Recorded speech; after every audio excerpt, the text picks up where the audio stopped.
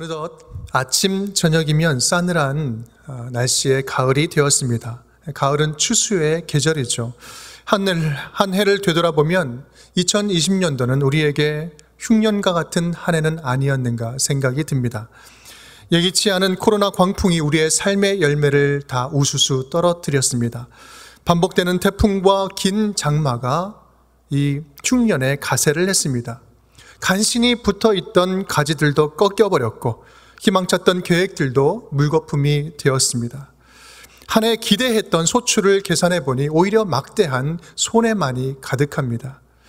모름지기 우리 모두가 인생의 큰 흉년을 경험하고 있습니다. 여러분은 지금 이 흉년의 때를 어떻게 보내고 계십니까? 이 코로나라는 흉년은 교회에도 크게 찾아왔습니다. 다른 어떤 것보다도 우리 사회에서 이 교회에 대한 인식이 상상을 초월할 정도로 악화되고 또한 전도의 길이 완전히 막혔습니다. 이것만큼 큰 교회의 흉년이 어디에 있겠습니까?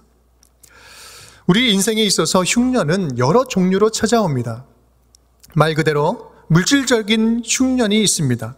땅이 마르고 식물이 마르고 다음 해에 심을 종자부터 다 말라버리는 그런 듯한 일용할 양식이 다 없어지는 그런 흉년입니다.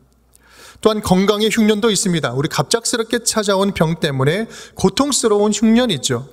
갑자기 예상치 못하게 암이 생기고 불치병이 생기고 사고로 건강을 잃을 때 무너지는 것은요, 마음입니다. 육신의 흉년이 가져다 주는 이런 심적인 메마름은 본인과 가족 모두를 다 지치게 만듭니다. 텅 빈 마음에 우울감만 계속해서 쌓아 올립니다. 이것이 건강의 흉년을 보내는 이들의 아픈 현실입니다. 또한 여러 인간관계에 흉년이 찾아오기도 합니다. 겉으로는 아무 문제 없어 보이지만 골물대로 골문 관계는 우리의 삶을 지옥으로 만듭니다. 여러분, 부부관계는 어떻습니까? 생기 있고 상큼했던 예전의 관계가 사막처럼 삭막해지고 메말라 있지는 않습니까? 자녀들과의 관계는 어떻습니까? 부모의 관계는 어떻나요? 관계가 힘들어지면 그것은 흉년 중에 흉년을 보내고 있는 것입니다. 우리가 경험하는 흉년은 언제나 겹쳐서 온다는 점에서 더욱 고통스럽고 아픕니다. 이러한 흉년들이 겹쳐서 오게 되면 결국 어디에 문제가 생깁니까? 어디에 치명적인 문제를 야기하나요? 그것은 바로 우리의 영혼을 멍들게 한다는 사실입니다. 그런데 지금 저와 여러분의 흉년이 그럴 수 있다는 겁니다. 오늘 이야기에 등장하는 사람들도 그렇습니다. 자기가 살던 곳에 흉년이 찾아오니까 위기 상황에 반응을 합니다. 흉년이라는 위기의 순간에 할 수 있는 여러 선택들이 있습니다. 과연 이 사람들은, 오늘 등장하는 등장인물들은 무엇을 선택했을까? 오늘 이 룻기의 말씀은 신앙의 여정을 살아가는 우리에게 수많은 선택들 앞에, 선택의 기로에 서 있는 우리들에게 참된 하나님 앞에서 어떻게 바른 선택을 하고 어떻게 바른 길을 걸어가야 될 것인가 말씀해주는 아주 좋은, 우리에게 가르침을 주는, 길을 알려주는 책입니다.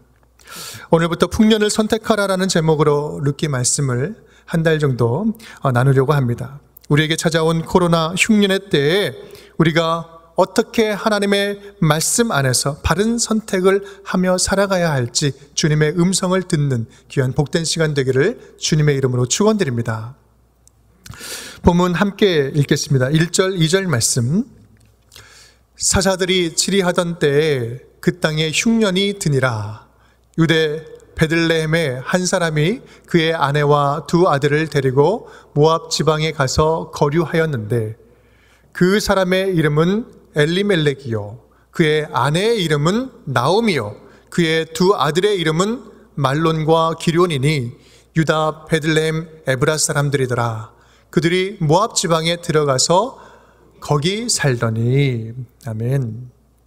우리는요, 매일매일 수많은 선택을 하면서 살아갑니다. 콜롬비아 대학의 선택의 심리학으로 유명한 쉬나 아이엔가 교수는요, 일반 사람들이 매일매일 약 70번의 선택을 하며 살아간다. 70번의 의식적인 선택을 한다는 사실을 발견했습니다. 1년이면 25,550번을 선택을 하는 것이고요. 한 인생을 70년으로 일단은 본다면 178만 8,500번을 선택을 한다는 거예요. 그러니까 약 180만 번을 선택을 하는 거예요. 일생 동안에. 오늘 등장하는 한 부부도 아주 중요한 선택을 했습니다. 누굽니까? 룻의 시어머니, 시아버지 엘리멜렉과 나오미였습니다. 이것이 얼마나 큰 결과를 낳을지 그들은 전혀 알지 못했지만 일생일대에 큰 선택을 합니다. 어떤 선택입니까? 가족 모두를 데리고 모압 땅으로 이사가는 선택이었어요. 이사를 결정했습니다. 유다 족속이었던 이 두 사람은 자기가 살던 고향 베들레헴에 흉년이 들자 고향을 버리고 고민도 없이 모압 땅으로 이사를 가버립니다. 여러분, 살기 힘들어지면 잠시 장소를 옮길 수 있겠죠. 흉년이 오니까 잠시 피해갈 수 있을 것입니다. 하지만 성경은요, 지금 이 사람들의 이사를 고운 눈으로 바라보고 있지 않습니다. 앞으로 발생되는 모든 문제의 발단으로 보고 있어요. 그렇다면 도대체 모압 땅으로 이사가는 것이 뭐가 문제란 말입니까? 그들이 고민도 없이 망설임 없이 이사가기를 선택한 것에는 어떤 의미가 담겨져 있는 것일까요? 그들의 이사는요, 단순한 이사가 아니라 하나님을 떠나는 이사였습니다. 당시 고대 근동에서 이주를 한다는 것은, 지역을 옮겨서 살아간다는 것은 내가 이 땅의 신에게서 저 땅의 신에게로, 그 땅의 신에게로 간다는 것을 의미하는 것입니다. 그들은 누굽니까? 약속의 땅을 기업으로 받은 하나님의 자녀들이었어요. 하나님은 여전히 그 약속하신 땅에서 그들을 돌보고 계셨어요. 비록 흉년이 온다 할지라도 말입니다. 이스라엘 백성들이 하나님의 땅에 거한다는 것은 하나님의 통치 안에 거한다는 것을 의미해요. 그런데 그 땅을 떠나서 다른 땅을 선택해서 떠나간다? 그것은 무엇을 의미합니까? 그 땅을 주신, 이 땅을 주신 하나님을 버린다는 말입니다. 하나님을 버리고 앞으로 가려는 그 모압의 신, 그모스 신, 그 신에게로 간다라는 말이에요. 아니, 더 현실적으로 말을 하면 우리 집안에, 지금 내가 살아가는 집안에 흉년만 피할 수 있다면 다른 신을 내가 선택하고 믿어도 상관없다, 하나님을 떠나도 상관없다라고 생각하는 것과 같습니다. 그들 앞에는 두 가지 선택의 길이 있었어요. 하나는 하나님이 주신 이 약속의 땅, 믿음의 땅, 이 땅에서 약속을 믿고 흉년을 이기며 버티며 살아갈 것이냐, 아니면 확실한 풍요와 성공이 보장되는 땅에서 적당히 묻어가며 살아갈 것이냐. 하나님이 없어도 살 수 있는 것처럼 말입니다.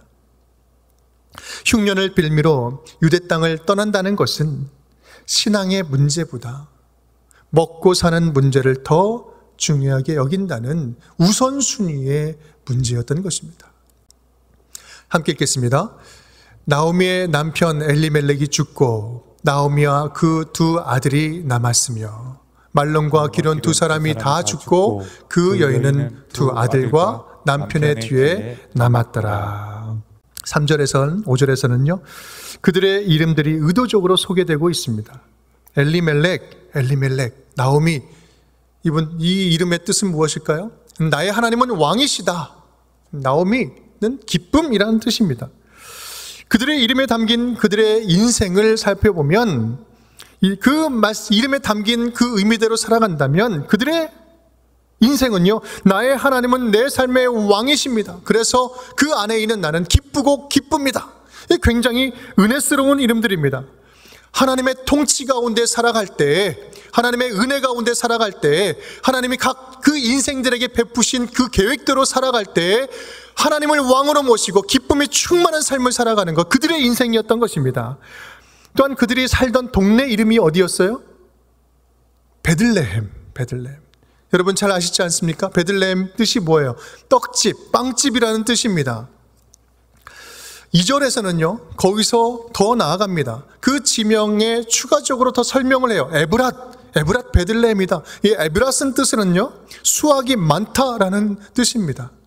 이 성경의 지명 그리고 사람들의 이름이 계속해서 앞서 등장하는 이유는 거기에 담긴 의미들을 지금 풍성히 이야기하고 있는 것입니다. 히브리어를 아는 당시 사람들은 이 말씀을 1절, 2절, 3절, 4절, 5절 읽을 때 벌써 이미 느낌이 오는 거예요. 아, 지금 이 사람들의 삶 그리고 이 사람들이 하고 있는 행동에 문제가 있구나. 수확이 많은 양식이 풍부한 떡집, 빵집에 살고 있는 하나님을 왕으로 모시는 기쁨이 충만한 자들, 그것이 정상적인 사람들이에요. 믿음의 땅, 약속의 땅은 이러한 약속이 여전히 유효한 땅이었습니다. 누구에게요? 하나님의 통치 안에 살아가는 자녀들에게 주시는 축복이었습니다. 그런데 문제는 뭡니까? 하나님의 백성이라는 사람들이 그 땅을 아무런 고민의 흔적 없이 떠났다는 말이에요. 왜 떠났습니까? 단지 흉년이 들므로, 흉년이 오니까 도망갑니다. 물론 그때 그 흉년은요, 아마도 그 베들레헴 지역에 사는 사람들이 감당하기 힘든 흉년이었을 것입니다. 극심한 흉년이었을 거예요. 다 피하고 싶었을 것입니다. 다만 성경은 흉년이 가볍다는 것을 말하는 것이 아니라 흉년이 찾아올 때 하나님을 쉽게 떠나버리는 것이 얼마나 심각한 영적 상태인지를 말씀하고 있는 것입니다. 좀 더 따져볼까요? 그들이 진짜 가난해서 진짜 먹고 살기 힘들어서 떠났을까요? 여러분, 베들레헴에서 모압 땅까지 얼마나 걸리는지 아십니까? 거리가 한 80km 정도 됩니다. 약 80km 정도예요. 진짜 가난하면 그 80km까지 갈 힘도 없어요. 가다가 굶어 죽습니다. 또 21절 말씀을 보면 이런 표현도 나옵니다. 내가 풍족하게 나갔더니 이제는 빈털터리가 되어서 돌아왔다. 내가 나갈 때는 풍족하게 나갔다는 겁니다. 모압 땅으로 갈 때는 그럭저럭 있었던 거예요. 살만했습니다. 그렇게 모압까지 가지 않아도 충분히 살만한 그런 형편이었다는 거예요. 그런데 흉년이 들자 그들은 모압 땅으로 갈 결정을 하는 겁니다. 그 흉년을 빌미로 눈을 이방 땅으로 돌린 겁니다. 그렇게 본다면 그들의 마음은 이미 하나님을 떠나 있었는지도 모릅니다. 적어도 이사의 문제에 있어서만큼은 그들은 하나님의 땅을 버렸고 하나님의 약속을 버렸고 하나님께 우선순위를 두는 삶을 버렸던 것입니다. 하나님이 주신 약속의 땅을 떠난 자들, 그들은 결국 어떻게 됩니까? 희망의 땅, 소망의 땅 바라고 갔던 그 모압 땅에서 진짜 흉년을 맞이하게 됩니다. 더욱 혹독한 흉년이 찾아왔습니다. 그 집 남자들이 다 죽는 거예요. 엘리멜렉도 죽고 말론과 기론 두 아들이 10년이 지날 때 다 죽습니다. 가문의 씨가 사라진 거예요. 육체적인 생명도 다 끊어지고 영적인 생명도 끊어지고 죽음의 향기만 남아있는 통곡의 집이 되었습니다. 소망의 땅이 죽음의 땅이 되었고요, 기회의 땅이 무덤이 되었습니다. 눈앞에 흉년을 피해서 이방의 풍요를 쫓아온 곳에서 더 치명적인 흉년, 생명이 단절되는 흉년을 경험하게 된 것입니다. 사랑하는 여러분, 지금 여러분 흉년을 지나고 있습니까? 언제 끝날지 아무도 모르는 흉년, 물질적인 흉년, 건강이 무너지는 흉년, 관계가 단절되는 흉년, 마음이 내려버리는 흉년, 내 자존감이 바닥을 치고 있는 흉년을 보내고 있지는 않습니까? 그래서 정직을 타협하고 싶고 믿음을 내려놓고 싶고 공동체를 떠나고 싶고 주님이 주시는 평안함보다, 아니 그것보다 세상이 주는 편안함을 쫓아가고 싶지는 않습니까? 하나님의 약속 붙잡고 믿음 안에서 몸부림치기보다 일단 먹고 살기 위해 신앙을 포기하는 길을 더 쉽게 선택하고 있지는 않습니까? 여러분, 우리 앞에 찾아온 위장된 흉년에 속지 마십시오. 저와 여러분이 지금 경험하고 있는 이 흉년은 진짜 흉년이 아닙니다. 진짜 흉년은 눈앞에 보이는 흉년이 아니라 하나님의 땅을 떠나는 것이 진짜 흉년입니다. 하나님의 통치를 벗어나는 순간, 하나님의 통치 밖으로 나아가는 순간 진짜 흉년이 찾아온다는 말이에요. 사랑하는 성도 여러분, 이 흉년의 때에 더욱더 믿음의 끈을 끝까지 놓지 않고 붙잡을 수 있기를 간절히 축복합니다. 더욱더 굳세게 붙잡을 수 있기를 바랍니다. 끝까지 주님이 주시는 약속 안에서 믿음으로 버티고 견디고 승리할 수 있기를 주님의 이름으로 축원드립니다. 그렇다면 지금 우리가 경험하고 있는 이런 인생의 흉년, 이 인생의 흉년을 우리는 어떻게 이해해야 할까요? 우리는 우리에게 닥친 이 흉년을 저들 부부처럼 회피해서는 안 됩니다. 도망가서는 안 돼요. 그 흉년을 이해해야 합니다. 룻기 시대의 배경은요, 사사시대였습니다. 사사시대. 사사시대에 있어서 흉년은 하나님의 하나의 메시지였습니다. 본문은 계속해서 우리에게 힌트를 주고 있어요. 이 룻기가 시작되는 1절 말씀 바로 직전에 사사기 마지막 절 21장 25절은 이렇게 이야기합니다. 우리 함께 읽겠습니다. 그때 이스라엘에 왕이 없으므로 사람이 행하였더라. 아멘. 이스라엘 가운데 왕이 없었다. 왕이 없었다라는 말씀은요, 당시 모든 이스라엘 백성들이 하나님의 통치에서 벗어났다는 거예요. 하나님의 다스림을 받지 않았다는 것입니다. 너희는 내 말을 듣지도 않고 들을 수도 없고 들을 마음도 없구나. 하나님께서 탄식하는 거예요. 그들에게 주어진 이 흉년은 하나님의 마음이 담긴 사인이었습니다. 레위기 말씀을 보면 이 흉년이 오는 여러 가지 이유 가운데 가장 근본적인 이유를 설명하고 있습니다. 너희의 수고가 헛될지라 땅은 그 산물을 내지 아니하고 땅의 나무는 그 열매를 맺지 아니하리라. 왜요? 그 앞에 있습니다. 너희가 내 말씀을 청종하지 아니하고 명령을 준행하지 아니하고 내 규례를 멸시하고 마음의 법들을 싫어하며 내 계명을 준행하지 아니하며 배반할진대. 지금 2절 말씀에 계속해서 이스라엘 백성들이 하나님의 말씀을 떠나고 배반하고 무시했던 그런 모습들을 하나님께서 말씀하시는 거예요. 얼마나 가슴 아픕니까? 얼마나 가슴 아픈 말이에요. 이스라엘 백성들은 흉년을 통해서 하나님의 메시지를 들어야 했습니다. 흉년을 피해가는 것이 아니라 흉년을 온전히 이해해야만 했습니다. 흉년의 때에 더욱더 영적으로 긴장해서 주님의 음성, 주님께서 무엇을 원하시는지, 그것을 무엇을 돌이키기를 원하시는지, 무엇을 회복하기를 원하시고 어떻게 사랑하기를 원하시는지 그 흉년의 때에 들어야 된다는 사실입니다. 우리도 마찬가지예요. 도망가는 것이 아니라 들어야 됩니다. 흉년을 이해해야 합니다. 그렇다면 흉년은 우리에게 어떤 의미가 있을까?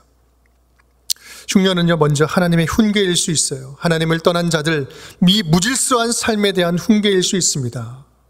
이 코로나를 통해서 하나님께서 주시는 메시지가 있어요. 인류를 향한, 우리가 무질서의 중심을 잡지 못하는 우리를 향해서 주시는 메시지가 있을 것입니다. 그 길에서 돌이켜서 나에게 돌아오라. 내가 두 눈 시퍼렇게 뜨고 살아있다.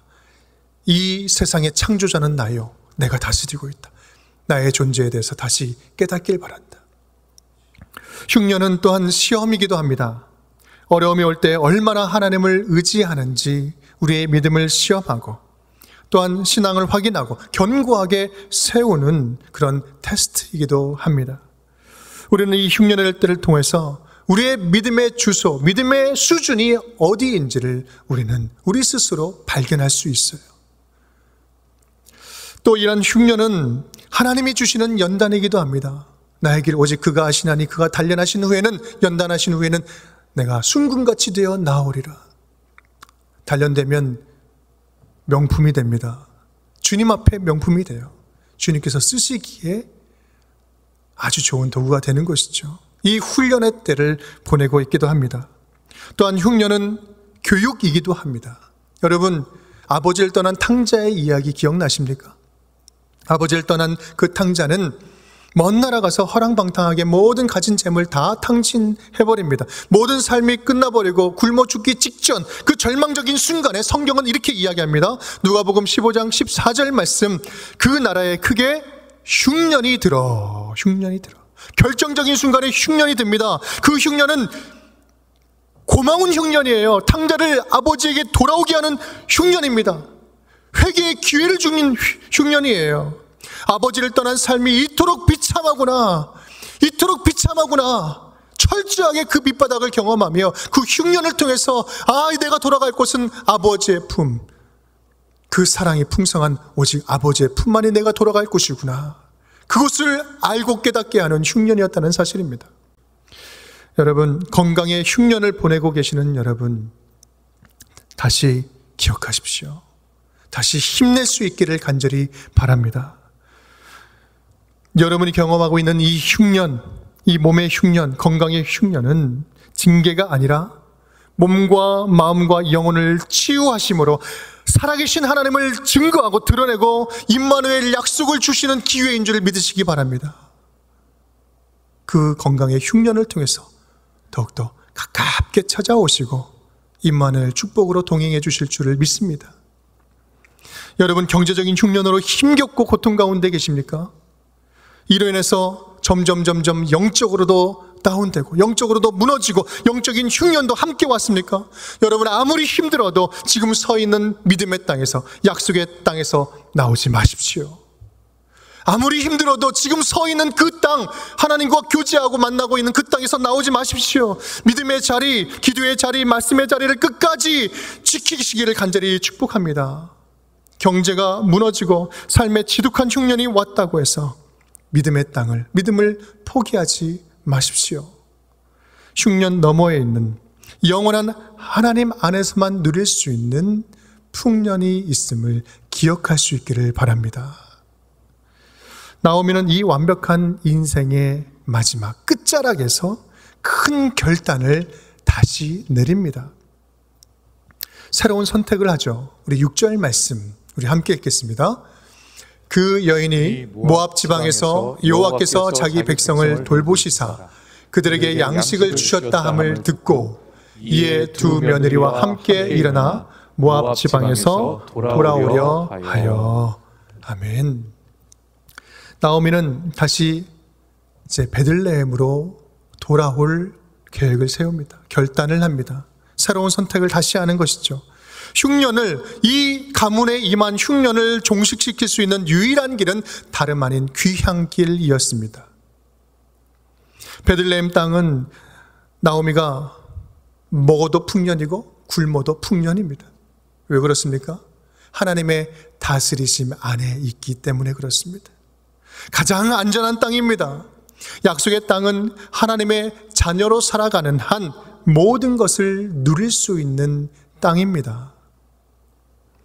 물론 나오미가 베들레헴으로 다시 돌아오는 것은요, 아주 나오미에게 있어서는 괴로운 일이었어요. 어쩌면 10년 전에 모압을 떠날 때요, 주변 사람들이 참 부러워했는지도 모릅니다. 하지만 지금은 모든 남자들 다 죽고 과부가 되어서, 빈털터리가 되어서, 거지가 되어서 돌아오게 됩니다. 이것처럼 창피한 일이 어디 있습니까? 그럼에도 불구하고 다시 돌아가는 이 길만이 나오미에게 살 길이었습니다. 성경은 흉년의 때에 믿음을 끝까지 지켜내고 하나님께 돌아가는 것이 결코 쉽다고 말하지 않습니다. 결코 쉬운 일은 아니지만 하나님께로 돌아가는 그 길만이 유일한 흉년을 이길 수 있는 해답이 되는 길이라는 사실을 말씀하고 있는 것입니다. 흉년의 때에 다시 돌아오라. 흉년의 때에 돌아오라. 내 곁으로 돌아오라. 내 안에 풍년이 있다.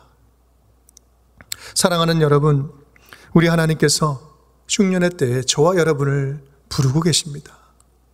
오히려 이때 여러분을, 저를 더욱더 적극적으로 부르고 계셔요. 왜 더 적극적으로 부르고 계실까요? 그것은 바로 그 경계에 서 있는 자들이 너무나 많기 때문에 그렇습니다. 지금 경계로 간 사람들이 너무나 많이 있어요. 너무나 힘드니까, 삶이 힘드니까, 경제적으로 무너지니까, 건강이 무너지니까 경계로 서는 거예요. 신앙과 불신앙의 경계에 서 있는 거예요. 기독교가 지탄을 받고 욕먹으니까 그 경계에 서 있는 겁니다. 마치 모압 땅과 베들레헴 땅 그 어딘가 중간에 서 있는 것처럼, 이러면 이쪽으로 가고 저러면 저쪽으로 금방이라도 옮겨버릴 것 같은 그 경계에 서 있는 우리의 모습들이 너무나 많이 있기에 이 흉년의 때 다시 나에게 돌아오라, 다시 나에게 돌아오라 말씀하고 계시는 것입니다. 오늘 하나님께서는 우리에게 이렇게 말씀하십니다. 눈에 보이는 흉년에 겁먹지 말고 하나님 안에 있는 영적인 풍년을 선택하라. 눈에 보이는 흉년에 겁먹지 말고 오직 하나님 안에서만 누릴 수 있는 풍년을 선택하라. 우리가 하나님의 약속을 믿고 그 믿음 위에서 버티고 견딘다면 이 흉년의 때에 하나님 안에 있는 풍년을 맛보며 살아가게 될 줄 믿습니다.